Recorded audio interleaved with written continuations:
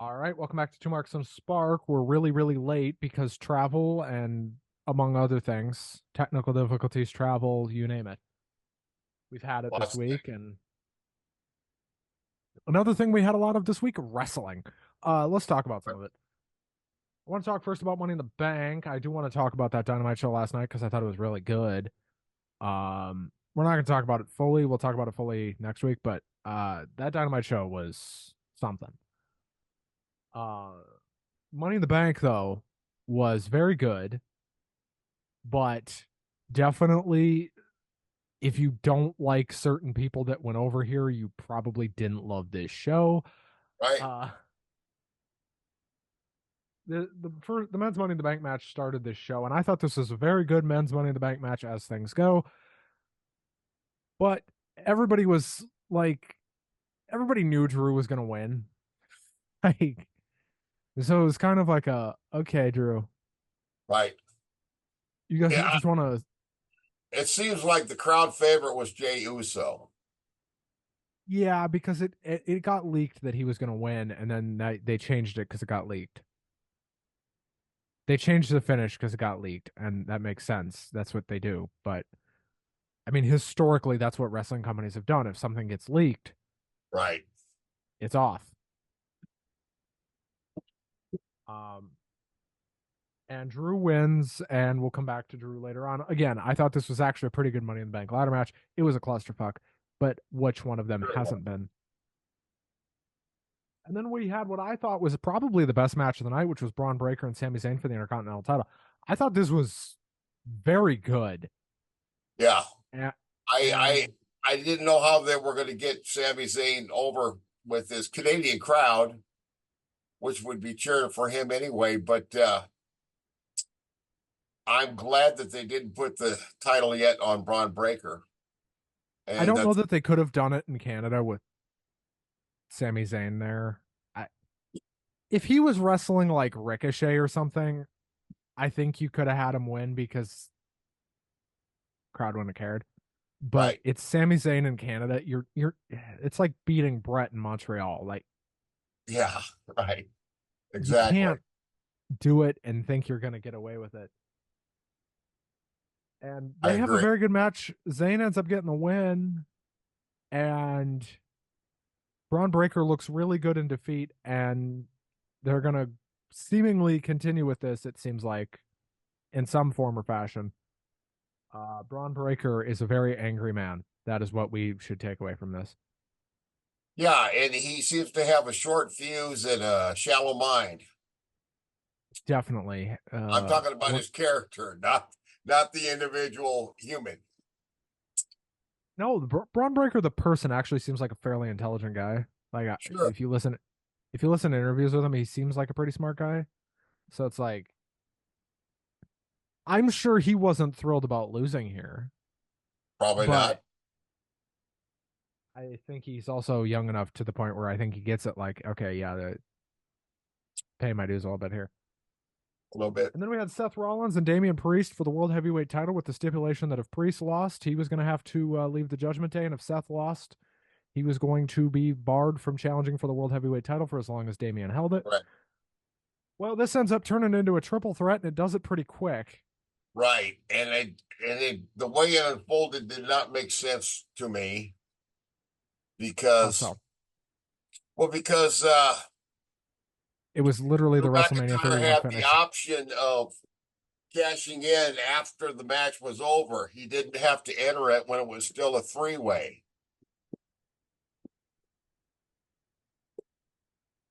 Well, I It seemed understand like why the they whole did thing was this. just kind of botched a little bit. It felt that way. Well, then there was the point where Priest didn't kick out, and the ref just stopped counting at two, and they missed their cue. That's right. And that confused me at the time. It thought, wait a minute. I thought maybe I had missed something. Then I found out No, later, no, I hadn't missed something. Yeah. but And that brought a these are little bit people. of confusion into the match. The way things started to unfold after that. And then I thought, why in the hell is he cashing in now? Because Well, maybe he's overconfident. Drew McIntyre is nothing if not overzealous. He certainly is. He is nothing if not that, and he bared it out again here. Him, Seth, and he starts running roughhouse on Seth and Damian, and it looks like he's gonna win. And then here comes CM Punk. Punk and him brawl for a bit, Right. and Priest ends up getting a win. I actually thought this was a pretty good match. Hmm. Much like you, though, I wonder why Drew didn't just wait. Yeah. But Seth and Damian were goading him out there. They were like, "Come on, Drew, come on, Right. cash in." And I think the story that they're trying to tell with that is Drew was goaded into that. Yeah. He was going to wait, but he was goaded into it. And then we had the women's Money in the Bank match, which I actually thought was better than the men's match I for did all too. intents and I purposes. was really hoping for a victory. But my two favorites would have been Zoe Stark or Chelsea Green. I thought I can live with anybody winning this as long as it's not the one who won it, who I figured was going to win it because she's getting the push, she's getting the rub. And boy, if she wants to be hated, then her gimmick is definitely working from my point of view. That's the point. You're supposed to hate her, and it's working. But she really looked good here. Everybody in this match looked good. I thought Lyra was great. I I thought tell you, Nail so a couple of those bumps, especially you the know, Chelsea bump through the table where she looked dead. Chelsea bump that looked wicked, and then the one on the ladder from Zoe Stark that looked really, really wicked. I mean, I'm Yeah. surprised that there are in ladder matches in general that there aren't a whole lot worse and more numerous injuries than there are. Well, what's funny is like statistically, these multi-person matches with these ladders are safer than just a one-on-one ladder match. Like Yeah, that's statistically, these interesting. are safer, and I don't know how. Right. Maybe more people to catch you if something goes horribly wrong. But anyway, Tiffany Stratton ends up winning Miss Money in the Bank. I would imagine she's going to cash in next month and probably be the one to beat Bailey, but I don't know. That's a good possibility. Don't forget, Bailey is wrestling Nia Jax next month. Yes, that's right. I've I'm yep. looking about as forward to that as I look forward to scooping my eyes out with a rusty spoon. Oh, really? Well, I We We haven't also, seen Nia for a couple of weeks on I don't know TV. what's going on.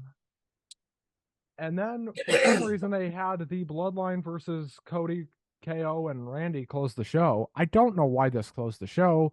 It was a I very thought good that was an match. odd choice for a main event. Also,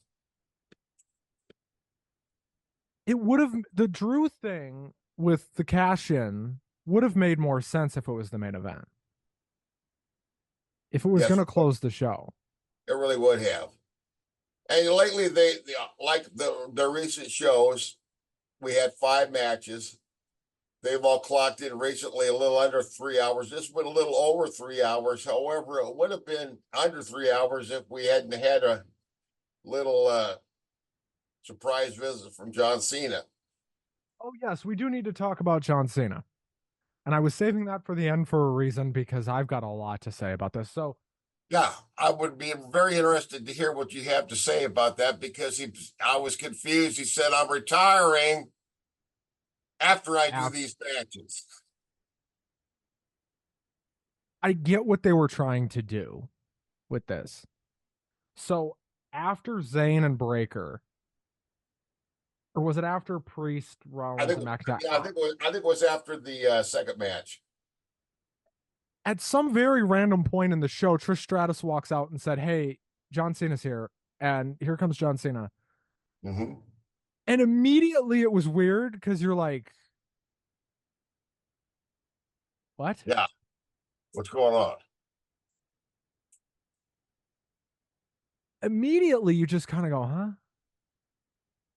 Okay."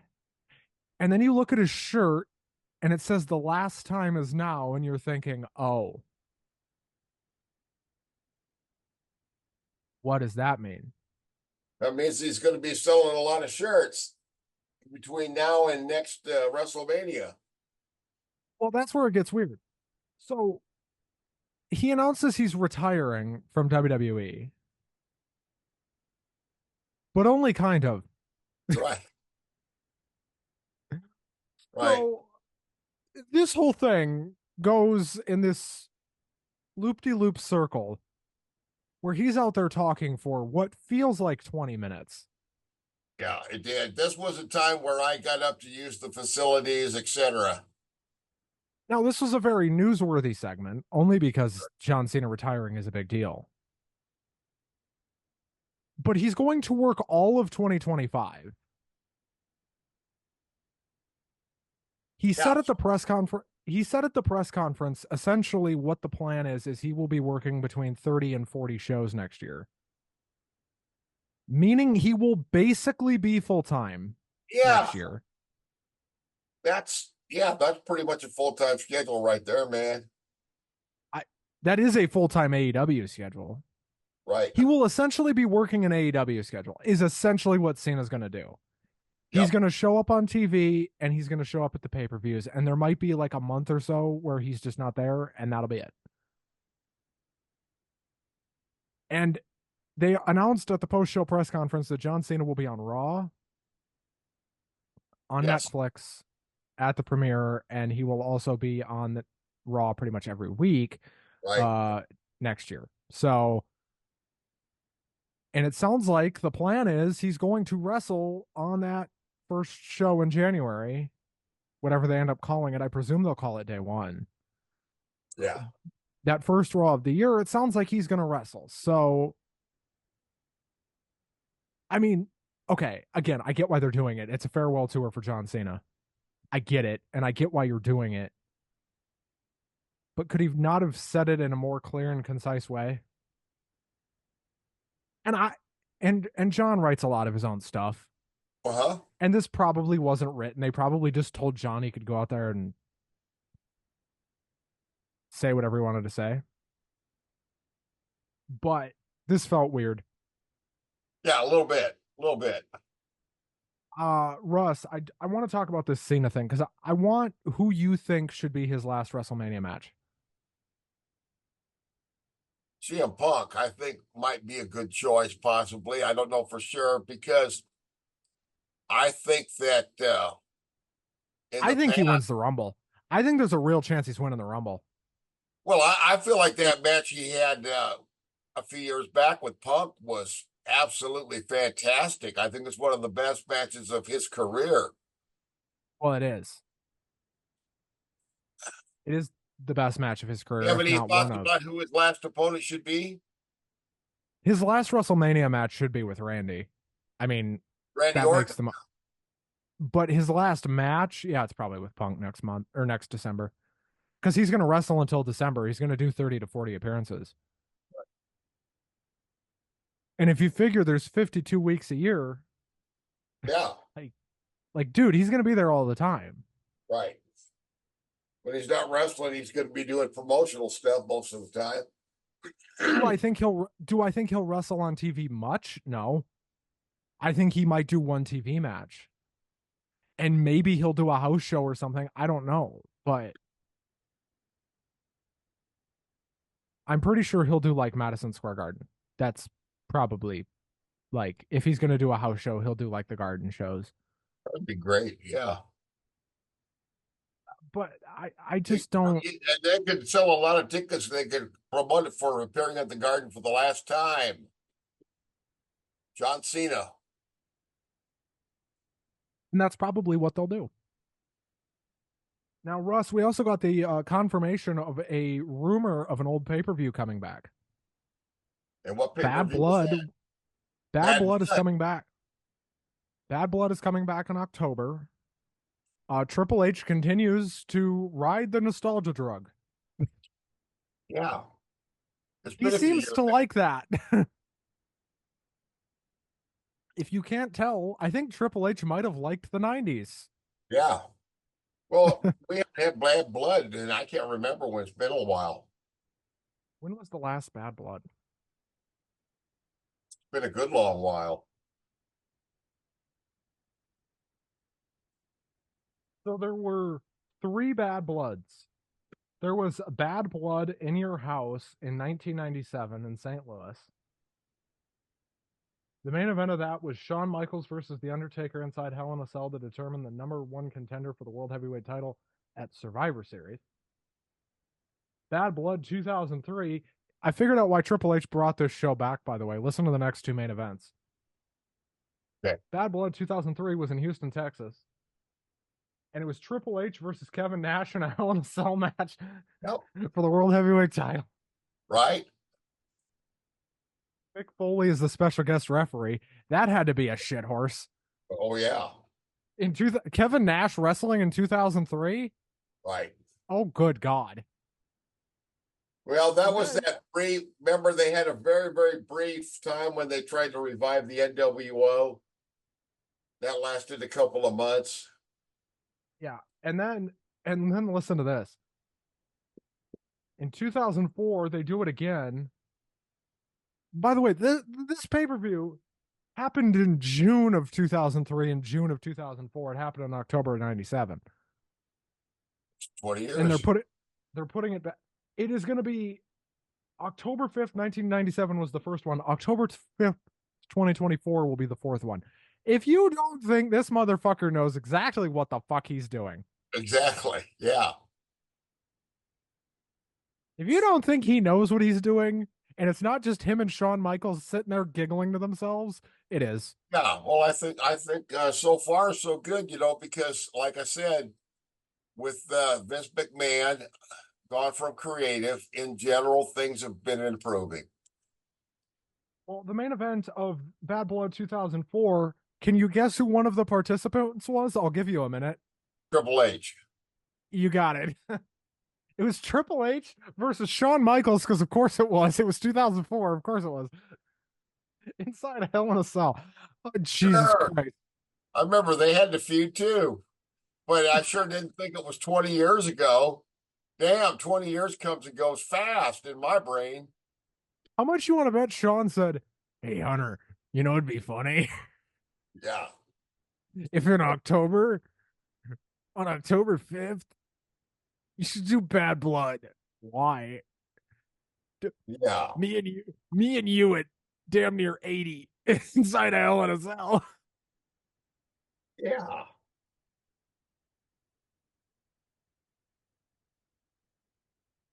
This is all very funny to me because people are acting surprised, and it's just like you realize Triple H is popping himself at a certain point. Sure.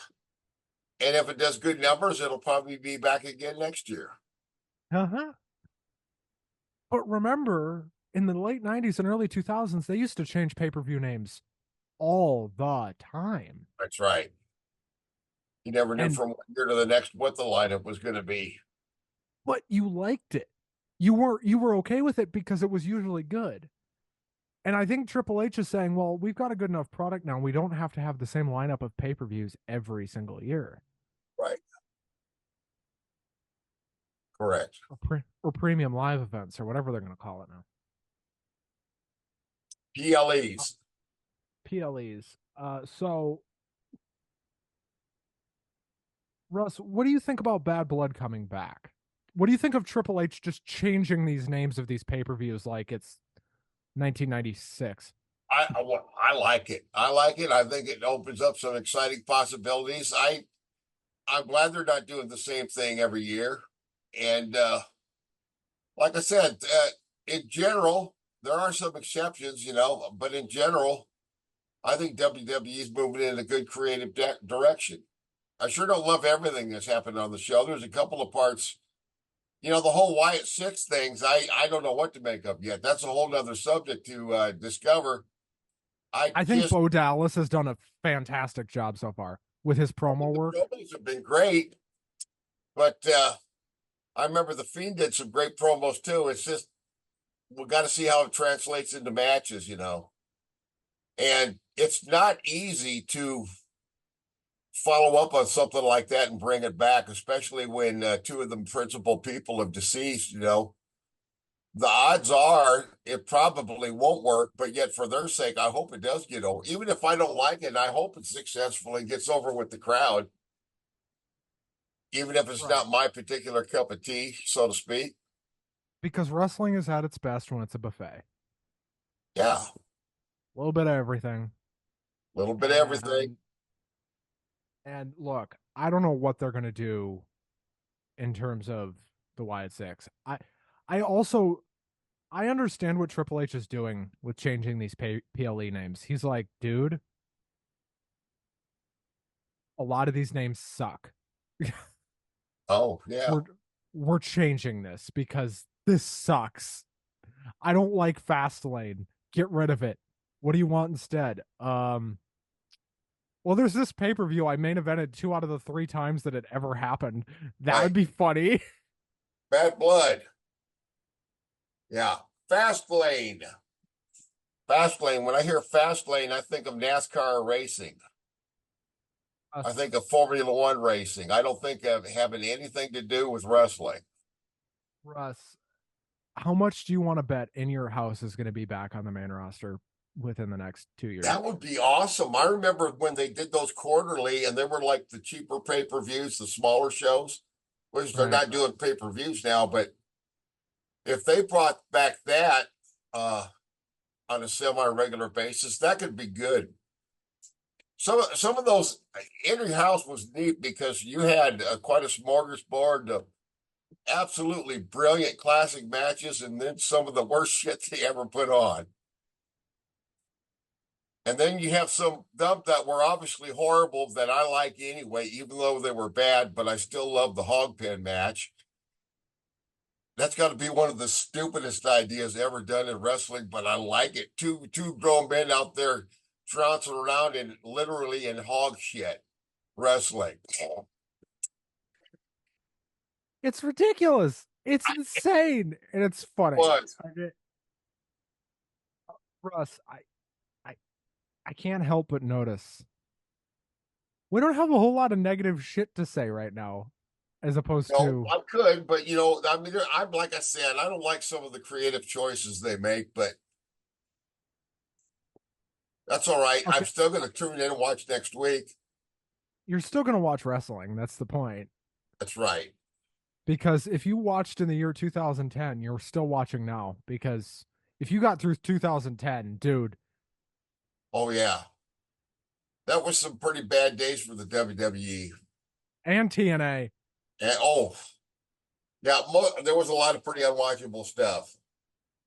oh good God, Hulkamania running wild in the Impact Zone. That was a shit show for sure. I half expect Triple H to just walk out on like the first Raw on Netflix and go, uh, we're on Netflix. Fuck you. We could hear a little bit more of that. We're going to. You notice how I'm sure that you've noticed too when it comes to live broadcasts that the USA Network and the Turner networks are former.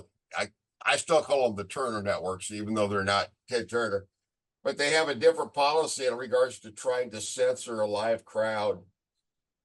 And I think it's a foolish to try to censor a live crowd. Oh, it's the dumbest thing ever. It's And, like there's a reason concerts got put on pay-per-view for so fucking long. It's because you never know what a fucking crowd is going to do. yeah, And I don't know why they think they need to censor these live crowds that are like barely, you can barely understand what they're saying anyway.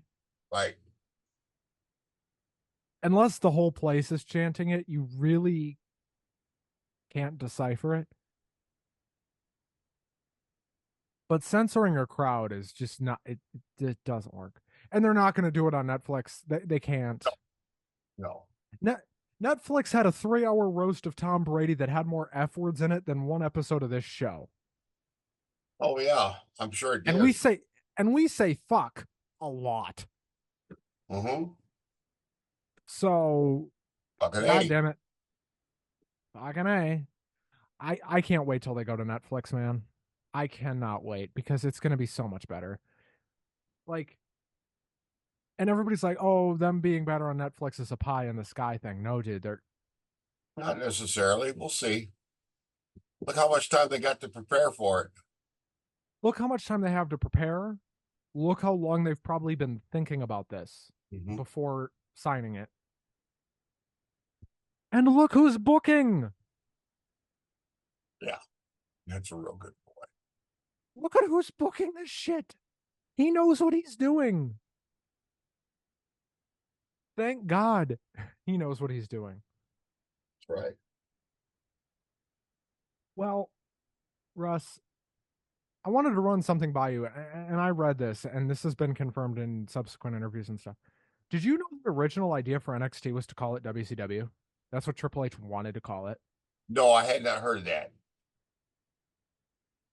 But some people told him, dude, you just got to do your own thing. Just come up with something else. Yeah, I you thought can't that was interesting. replicate what's been gone before. I remember they tried to revive ECW, and look how well that worked out. That didn't work out so great. Yeah, and Dusty was like involved and all that too. So he's like, dude, don't do that. I get it. But Triple H likes nostalgia, if you haven't figured that part out. Russ, I do Right. want to talk about the end of that Dynamite show from last Last night. night, That was you're talking about probably the Owen Hart Women's Tournament final match. right. I thought that was a fantastic match, and B, a fantastic angle at the end. Yes, it Um, was. it's exactly what I said it was going to be 3 months ago or whatever, Yeah, you predicted it. Which is Mariah May versus Tony Storm. I thought Mariah was going to be the babyface in that whole thing. I thought they were going to try to make her the babyface, and I was like, that's not going to fucking work. Yeah, But Tony's just too over with the crowd.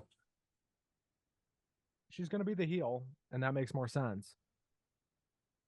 Um, Russ, one thing I don't understand is,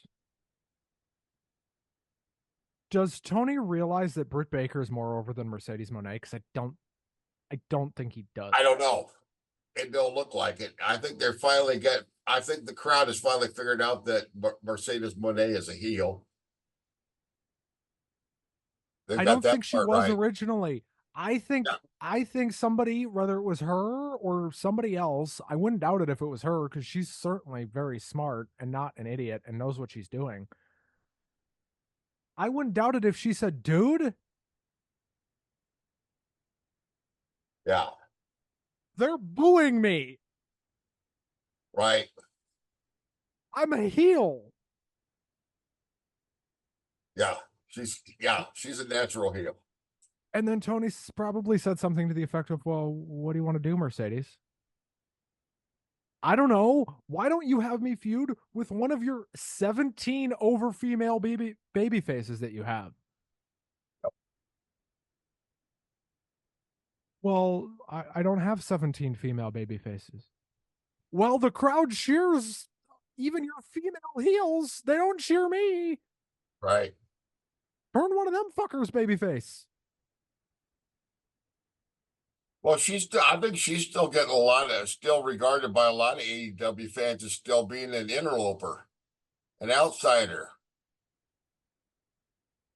I hate that mindset, by the way. I think that's stupid. Well, she Because worked, yeah, what these companies are at the end of the day is their jobs, people. right. Their jobs.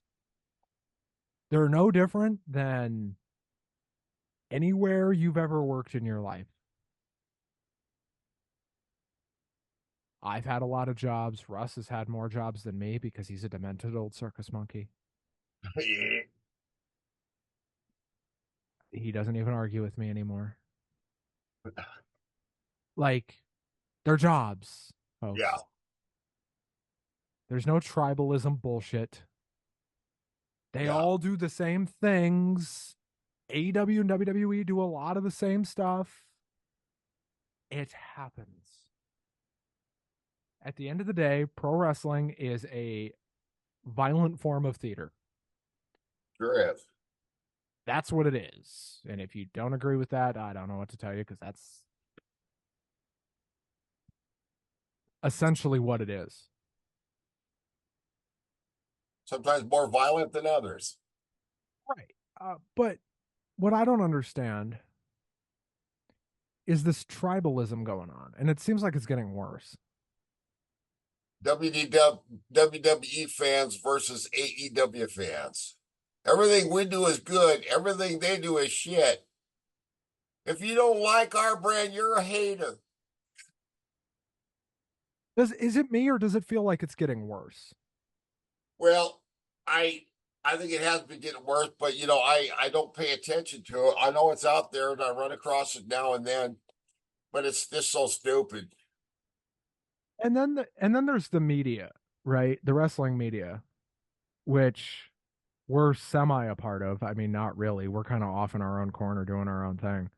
Mm-hmm. You know, they don't like demented old circus monkeys and weird dudes from the Midwest. So me and Russ just Well, you know how the wrestling journalism works. So there's so much of it that is based upon phony stories. But in the recent cycle, I was able to see the initial conversation that was recorded with Jim Ross, where in a very offhand, unplanned, off the cuff remark, somebody put up the idea of Shane McMahon being an AEW. Jim Ross says, huh, well, that's an interesting idea. That's so crazy. It just might work. From there, it spawned dozens and dozens and dozens of stories that all these pro wrestling journalists making okay. up all Can these. I talk about the Shane thing for a second? Because there was more to that. Yeah. Well, yeah, there also was information that he had been in contact with his friends that worked there. Well, he had. Okay. I want to hear what the rest of the story then. So the main part of the story here, and Mercedes said this in an interview, she bumped into Shane at an airport Okay.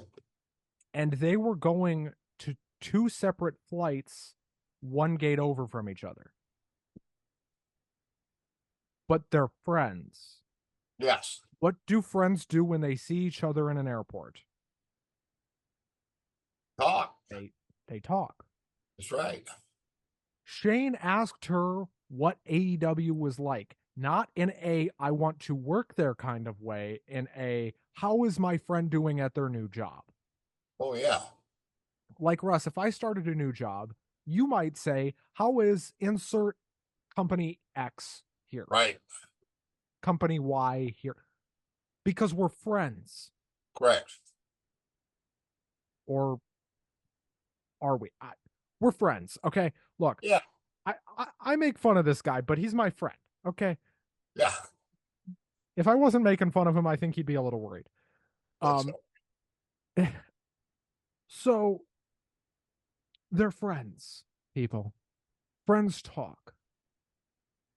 Do I think Shane is going to AEW? No. Very doubtful, I would say. Do I think it's possible? Yes. Sure. Do I think it's likely? No. Do I think Tony would be stupid if Shane McMahon called him and said, I want to work for you, and Tony said no? Do I think Tony would be an idiot for that? Yes. Yeah, I'd figure out something for him to do. Do I think Shane McMahon should have anything to do with creative in AEW? No. Right. Do I think Shane McMahon would add something more interesting to this whole EVP angle than the Young Bucks? Yes. Yeah. Do I think AEW in general has gone in the right direction since Forbidden Door? It's been 2 weeks, but it's been better. Yeah. It has been better. Well, Forbidden Door, that main event really encouraged me about the future of the company because uh it was just so appropriate to me, it was some of the best booking Tony Khan has ever done, where you've got the established already over, uh, you know, independent superstar putting over your homegrown champion. Right. And not only putting him over, but making him look like $1,000,000. I tell you, Osprey made that match. He made Swerve Strickland look so damn good. And that was such an unselfish and that was just perfect the way he did that, I thought. And Ever since then, it's been a little better. a lot of the reporting that's come out has said that the original plan was for Osprey to win, and Osprey said no. Well, that's good for him because, yeah, this what they did makes so much more sense. And that he it that match felt like a message to the locker room in a weird way, and that's been said before, and I don't know anything. This is not me reporting this. It felt like Osprey saying, "Hey, fuckers, this is our guy. Back Right, him." right, Like, you may not like him, right. but respect him. He's the guy. Yep. Oh, and hey, we haven't talked about the return of Mr. Hangman Page yet either, Oh, who Jesus is Christ. who is really, really going out of his way to get people to hate his guts. Everybody. He doesn't care who it is. That's right. The Bucks don't like him anymore. Fucking Tony doesn't seem to like him very much anymore. Well, he's insane. Uh he spit on Jeff Jarrett, which I thought was weird. Yeah. That Then opening match too was interesting too. They did a really Jeff Jarrett did a really nice promo a couple of weeks ago Jeff Jarrett, about the tournament that got some traction. I thought they were yeah, going to let him go further than one match, he but did too. he ended up getting pinned by the Hangman. I I get it, right? You've Like, never been a huge Jeff Jarrett fan. no, I have not, slap nuts. Uh but like I get what Osprey, not Osprey. I get what Tony's thinking was behind having Jeff Jarrett super involved in this because he was best friends with Owen Hart. Yes, it Like, does. it makes sense if he can work, let him work. Um, and I have And nothing personal against his involvement in the match last night, it made sense it. and Did, it seemed appropriate the way it worked, you know? and Danielson ends up winning the men's Owen Hart, which needed to happen because I did not want fucking Hangman No. main eventing another fucking pay per view where you Right. knew he was going to lose. Yeah, because we've got All In and All Out coming up soon. Well, not real soon, but All in very soon. All in's next month. that's right. Right now I'm looking at my calendar. August, we got SummerSlam on the August 3rd. Yep, that'll be a fun show. I But we don't Gunther's have probably we don't have winning. another AEW pay-per-view until All In on the 25th of August. No, but they've got like 3 TV specials in between now and then too. Blood and Guts is one of Right. them. And Well, I then guess after that closing segment last night, I guess they are definitely not afraid to get color in the women's division. That was bloody as hell, man. That was, you talk about juicing. She was juicing. I I have to say the women's division has been so much better since Britt came back Yeah, because they have something to focus on. It's like, here's our homegrown star. Get out there. Because Mercedes isn't a homegrown star. Tony's not. Mariah is, kind of, yeah, although she was a star in Japan, but that's not this audience. So, right. It doesn't cross over with the majority of the American audience. with the hardcores, it does, but with everybody else, Right. I, I just, I don't think, I really legitimately believe that Tony didn't realize what he had with Britt Baker. Yeah. I think that's what happened. I think he realized too late that, oh shit, Britt Baker is like kind of vital here. Yeah. We kind of need her to stick around. I still think both her and Adam Cole are going to leave when their contracts are up. I think they're both gone. Because I do think Adam Cole in WWE, in this version of WWE, would be a Yes. top. He'd be great. Um, And you know, the rest of the crew that he had with him, they may or may not go, but it would be good for him to go back there for sure. and Britt Baker would be a star. I think she would So be. I think she'd be well received in WWE and do real well. I think Ricky Starks is going to WWE. I think he's sitting his contract out. Uh, Yeah, I haven't seen him. who knows what's going to happen with him? I, But he's healthy. He's cleared. He's good to go. Like they're just not using him. They're wasting him, is what they're doing. But yeah, I agree. who, He's who knows, money. man? He's He's definitely mega money. money. How do you feel Mega about money. what our old buddy Chris Jericho's up to? Same old shit, week after week. It's getting old to me. Been old for a while. I was sick of it when he started doing it. Yeah, From the second I knew what he was doing, and I was like, oh, it's just not entertaining to me. okay. Yeah, this is what we're doing. Okay. Okay, Chris, you can retire now. Like, Yep. tick tick. This is it. I'd rather have him actually. I'd love for him to retire if he wants to, but I'd rather have him retire after having a really good match. You know, a really meaningful and an Does he entertaining. have a good match? Does he have a good match left in him? Uh, well, I don't know.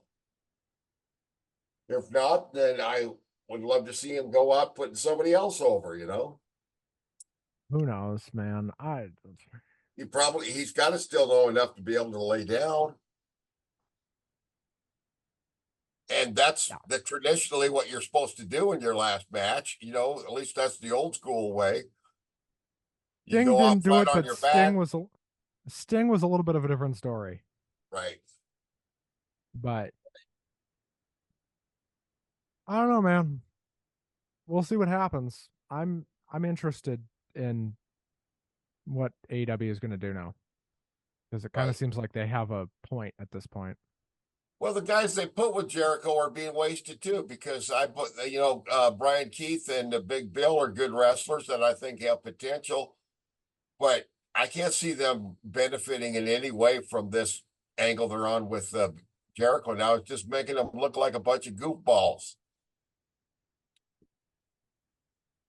The MJF quote unquote heel turn, long overdue. I'm glad he's back to being his truly hateful self. You know, I was a little uncomfortable with how popular he was getting over with the crowd. You know, You were it like, this guy's a it felt a little unnatural, but now he's back to being a complete asshole, like he should be. You know, now it's like, oh, so he's a dick.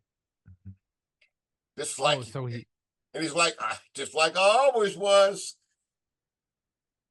I'm a douchebag. Oh wait, I always was. All right. Russ, I think we should get out of here, man, and All call right, this show a day. And that's it, man. Like, all right. comment, subscribe. Uncle Russ, you're going to be back here next week, right? You're going to show up? Well, if I'm alive, I'll find a way to get here. Even if you're not, you might still find a way. I might haunt you. Russ will host this show from the grave. Rest assured, folks. There you go, man. That'd be an awesome one. Yeah. Hey, I All can right. see if Well, I get interviews with dead wrestlers. excuse me, ghostly spirit of Andre the Giant. Yeah. Did you really drink 175 beers in one setting? If so, how? Teach me. That's right. Oh, All right. Well, folks, thank you so much for watching. Like, comment, all right. subscribe. Watch everything else here on Lock 22. We'll see you next week. We're going to be back on schedule sooner rather than later. Hopefully. Maybe. Yes, we will. All Thanks. right. Talk soon, everybody. Damon, play our fucking music. Bye-bye.